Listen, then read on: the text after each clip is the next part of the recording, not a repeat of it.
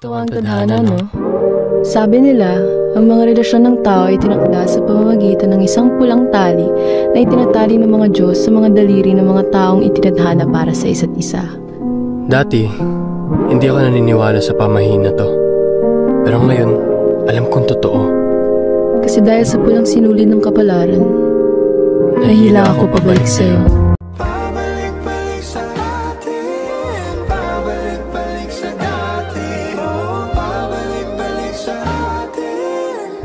Babalik sa akin, babalik sa atin, babalik sa dati. Oh, babalik sa atin, babalik sa atin. Samhan mga oras na pagdilit ko, wala ka na.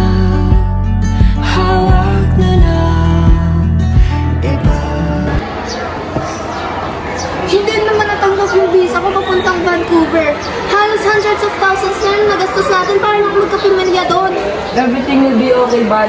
In God's perfect time, okay? Lintik na yan, Paul.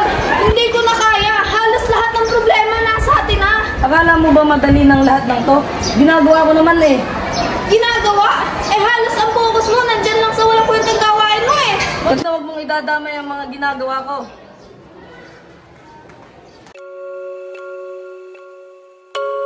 After our marriage, we both almost felt out of love as a couple. Ano, pagod ka na ba? Pagod ka na? Oo! Pagod na ako! Val, pag-usapan naman natin to. Anong pag-usapan? Naniloloko mo ko?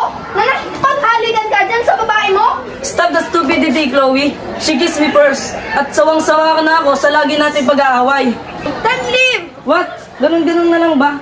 Pag-usapan naman natin to. Paano naman yung ating red string theory? Walang kwenta yung red string mo na yan. Val, saglit lang. Pag-usapan natin to, please. Bitawan mo ako! Ayoko na! Sinira mo ang pangako mo sa altar! Sinira mo ako!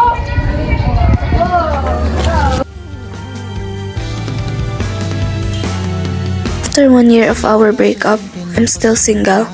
I've moved on already, lost contact with him, but I continued our plans and bucket list here in Canada, alone. After 1 year, I'm here alone in Canada, pursuing my dreams of living here. I mean, our dream in living here.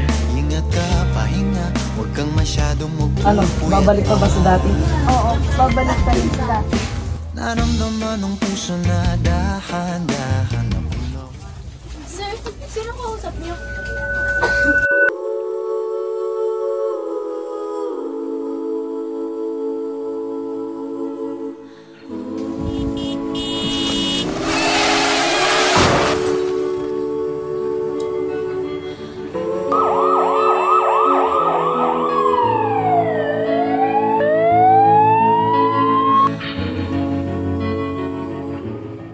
Chloe.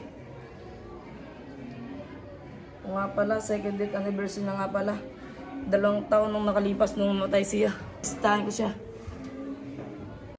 Ako ay dahan-dahan nililibing ng buhay pa. Hindi na I'm sorry for hurting you, Val. This day, I'm still suffering from guilt. I still can move on. Paano kaya kung hindi na tayo nag-away? Paano kung inayos natin lahat? Eh di magkasama pa rin tayo ngayon. I'm sorry, Val. 2 years na akong binabagabag ng konsensya ko. I'm now letting you go.